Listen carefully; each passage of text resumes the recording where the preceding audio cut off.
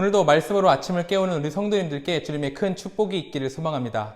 오늘의 본문은 마가복음 13장 1절에서 13절까지의 말씀입니다. 우리 함께 봉독하도록 하겠습니다. 예수께서 성전에서 나가실 때에 제자 중 하나가 이르되 선생님이여 보소서 이 돌들이 어떠하며 이 건물들이 어떠하니이까. 예수께서 이르시되 내가 이 큰 건물들을 보느냐. 돌 하나도 돌 위에 남지 않고 다 무너뜨려지리라 하시니라. 예수께서 감난산에서 성전을 마주대하여 앉으셨을 때에 베드로와 야고보와 요한과 안드레가 조용히 묻되 우리에게 이르소서 어느 때에 이런 일이 있겠사오며 이 모든 일이 이루어지려 할 때에 무슨 징조가 있사오리이까.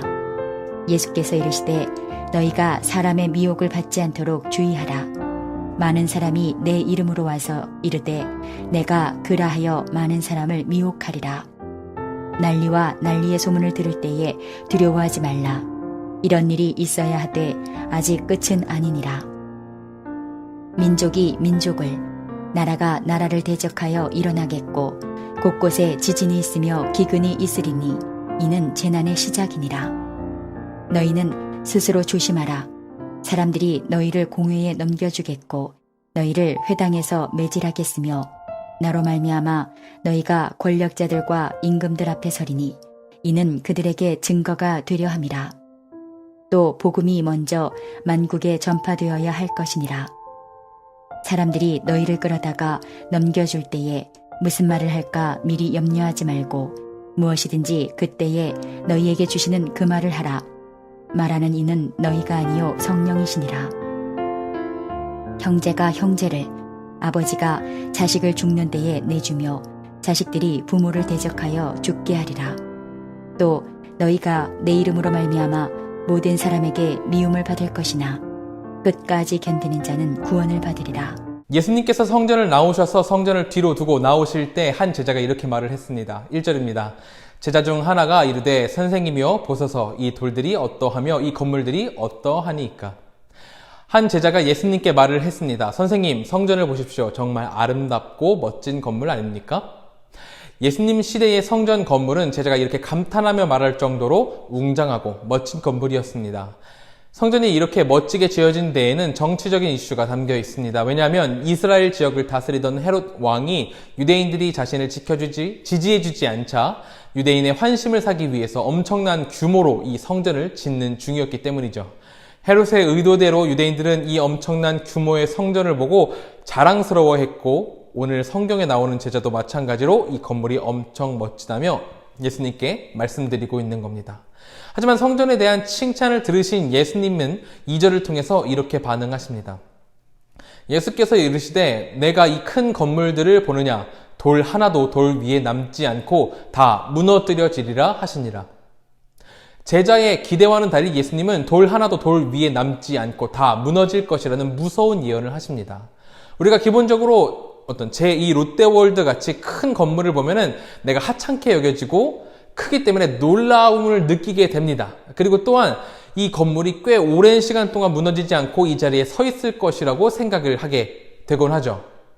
제자도 그렇게 생각을 했던 것 같습니다. 그렇기 때문에 성전의 외형에 대한 찬양과 동시에 이렇게 큰 규모의 성전이 절대로 무너지지 않을 것이라는 확신을 예수님께 말을 하고 있습니다. 하지만 오늘 예수님은 이 믿음과는 정반대로 이 성전이 철저히 파괴되고 없어질 것이라고 이야기하셨습니다. 또한 실제로도 이 성전은 주 70년에 완전히 무너지고 말죠. 우리는 이 부분을 통해서 몇 가지를 깨닫게 되는데 첫 번째로는 하나님의 진노가 임박했다는 것을 알 수 있습니다. 하나님은 오래 참으시는 분이고 사람을 사랑하시고 용서하시는 분이시지만 결국 하나님은 하나님의 때에 당신의 심판을 내리신다는 것이 하나님의 뜻입니다. 유대 사람들은 하나님의 집인 이 성전이 굳건하게 서 있으면 자신들 또한 멸망하지 않을 것이라는 그런 믿음이 있었습니다. 하지만 오늘 예수님께서는 외형이 문제가 아니라 유대인들의 마음과 중심이 죄를 지었고 거기서 수없이 많은 세월 동안 그들이 돌이키지 않았기 때문에 성전이 무너지고 그 성전 중심으로 돌아가는 이스라엘이 멸망할 것이라는 무서운 이야기를 하고 계신 겁니다. 우리는 이것을 무섭게 받아들여야 합니다. 우리 또한 이것을 무섭게 받아들여야 합니다. 하나님은 오래 참으실 뿐이지 죄들을 관망하시는 분이 아니십니다. 하나님의 심판의 때는 누구도 알지 못하기에 우리는 그 날을 미리 대비해야 한다는 거죠. 우리가 끊어내지 못하는 죄들, 계속해서 저지르는 이 악행들을 모두 끊어내야 한다는 것입니다. 그것에서 돌이켜서 하나님을 바라볼 수 있어야 한다는 거죠. 말씀으로 하루를 깨우는 우리 이 시간, 우리의 죄를 회개함으로 깨끗하고 거룩한 모습으로 하루를 시작하는 우리 성도님들 되시기를 소망합니다. 예수님의 경고를 통해서 알아볼 두 번째 이야기는 성전은, 진짜 성전은 건물에 있는 것이 아니라 예수님 안에 있다는 겁니다.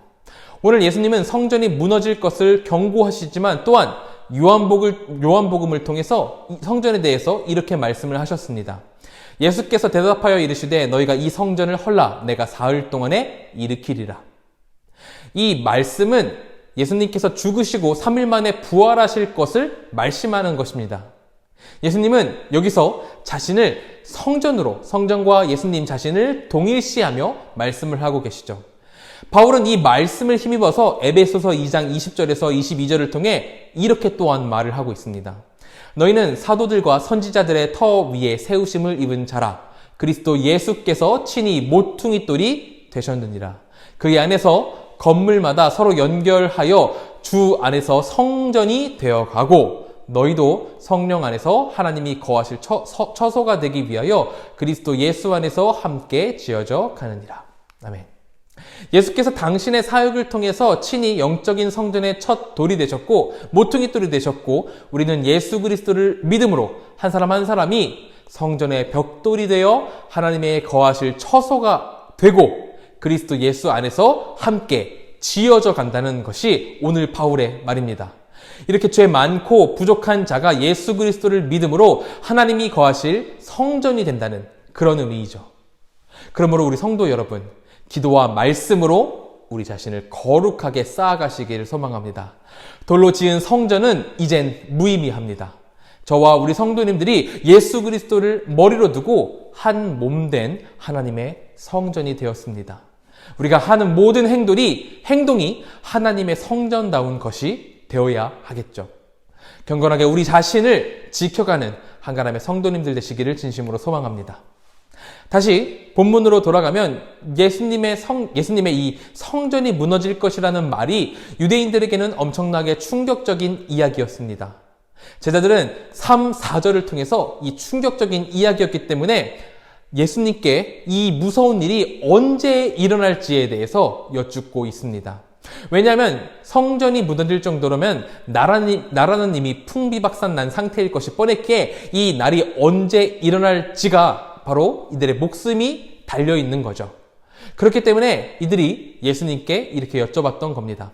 하지만 우리가 위에서 살펴봤듯이 성전이 무너질 것이라는 이야기는 이게 실제로 일어나는 일은 맞지만 예수님과 함께 다녔던 제자라면 더 영적으로 해석해야만 했었다는 겁니다.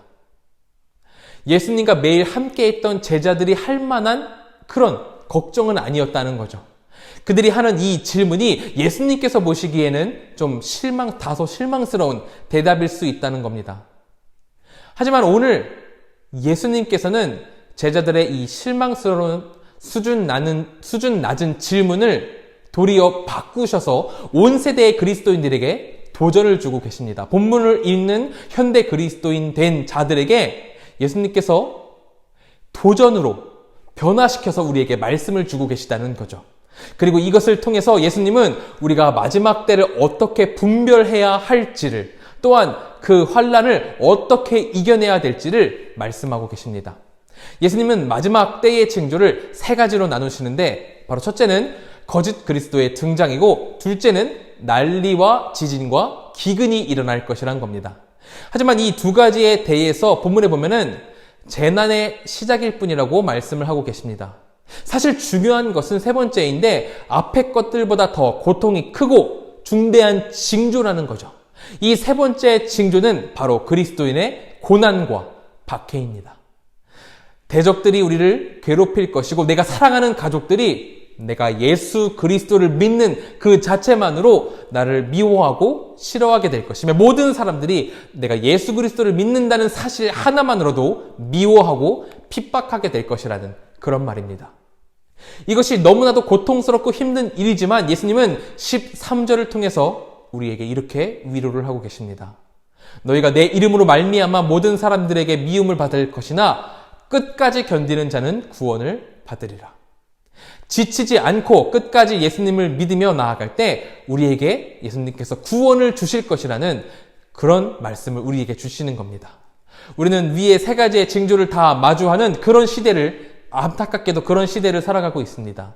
이단이 나오고 자연재해가 우리를 덮으며 사람들은 우리가 그리스도인이라는 사실만으로도 우리를 나쁜 시선으로 바라봅니다. 하지만 예수님께서 약속하신 것과 같이 이 모든 것들을 견디는 자에게 예수님께서 구원을 주실 것입니다. 바울 사도는 로마서 8장을 통해서 우리가 도살당한 양 같은 모습이나 이 모든 일에 우리를 사랑하시는 이로 말미암아 우리가 넉넉히 이길 것이라고 말씀하십니다. 우리 성도 여러분, 그리스도인으로 살아간다는 게 무겁고 어려운 지금의 시기입니다. 하지만 우리의 죄를 위해서 더 무겁고 더 큰 어려움을 겪으시고 결국에는 승리해 내신 이 모든 죄를 사망을 승리해 내신 우리 예수 그리스도가 우리의 주이십니다. 그러므로 예수를 바라보며 견디고 이겨내는 우리 성도님들이 되시기를 소망합니다. 이 모든 것들을 이겨내고 천국에서 하나님께 잘하였다 칭찬을 받는 그날이 올 것을 믿습니다. 오늘 아침 우리가 이것을 위해 기도하기를 소망합니다. 함께 기도하겠습니다. 우리 이 시간 같이 기도하실 때에는 하나님, 우리가 예수 그리스도를 믿는 것으로 핍박을 당해도 견딜 힘과 은혜를 주시옵소서라고 주님께 기도했으면 좋겠습니다. 또한 코로나에 대한 지침이 완화되었는데 다시 악화되지 않도록 하나님 우리를 지키시고 보호하시옵소서라고 같이 기도하시길 바랍니다. 또한 세 번째로 기도하실 때에는 태국의 김동엽, 백정욱 선교사님을 위해서 기도했으면 좋겠습니다. 인탄인펀 청소년 센터에 많은 청소년들을 보내주셔서 청소년들이 센터 사역을 통해서 복음을 듣고 주님을 만날 수 있도록 인도하여 주시옵소서라고 기도해 주시고, 논드아 교회가 지역사회에 선한 영향을 끼치는 교회가 되도록 같이 기도해 주셨으면 좋겠습니다. 또한 준이, 준서, 준영, 준우가 밝고 건강한 하나님의 자녀로 성장하도록 같이 기도해 주셨으면 좋겠습니다. 같이 기도하겠습니다. 은혜가 충만하신 하나님, 우리가 예수 그리스도를 믿는 것으로 핍박당할지라도 우리가 견디고 이겨내어 구원받을 수 있도록 우리에게 은혜를 주시고 힘을 주시옵소서. 하나님, 주님께서 힘을 주셔야 우리가 나아갈 수 있습니다. 주님께서 은혜를 주시지 않으면 우리가 나아갈 수가 없습니다. 하나님, 붙들어 주시고 도와주시옵소서. 또한 코로나에 대한 지침이 완화되어서 우리가 다시 모여 예배할 수 있게 되었는데 이 모든 것들이 악화되지 않도록 하나님 지켜주시고 보호하여 주시옵소서. 또한 우리 김동현, 백정국 선교사님을 위해서 기도합니다. 인턴인펀 청소년 센터에 많은 청소년들을 보내주셔서 청소년들이 센터 사역을 통해서 복음을 듣고 주님을 만날 수 있도록 하나님 인도하시고 붙들어 주시옵소서. 또한 논드아 교회가 지역사회에 선한 영향을 끼치는 교회가 되길 원합니다. 하나님 붙들어 주셔서 논드아 교회가 그런 교회가 될 수 있도록 하나님 붙들어 주시고 인도하여 주시옵소서. 또한 우리 자녀들 준이, 준서, 준영, 준우가 밝고 건강한 하나님의 자녀로 자라가도록 하나님 인도하시고 붙들어 주시옵소서. 주님의 은혜가 필요합니다. 주님의 도우심이 필요합니다. 하나님 인도하시고 붙들어 주시옵소서. 제가 기도하고 마치도록 하겠습니다. 은혜가 충만하신 하나님, 우리가 말씀으로 아침을 깨웁니다. 주님, 우리가 이렇게 말씀으로 아침을 깨울 때에 우리 가운데 힘을 주시고 우리 가운데 능력을 주셔서 우리가 지쳐 쓰러지지 않고 오직 하나님만 바라보며 나아갈 수 있도록 하나님 인도하시고 붙들어 주시옵소서. 하나님, 세상이 우리가 그리스도인 것 그만으로도 우리를 미워하고 싫어하는 때가 되었습니다. 하나님, 그러나 우리가 그런 것들에 상처 입고 무너지는 것이 아니라 오직 예수 그리스도를 힘입어 나아갈 수 있도록 하나님 인도하시고 붙들어 주시옵소서. 하나님, 우리 성도님들 이제 삶으로 돌아갈 텐데 그 모든 삶 가운데에서 주님과 함께 동행하며 주님의 축복 가운데 살기를 소망합니다. 하나님, 우리 성도님들을 지켜주시옵소서. 하나님 사랑합니다. 예수님의 이름으로 기도드렸습니다. 아멘.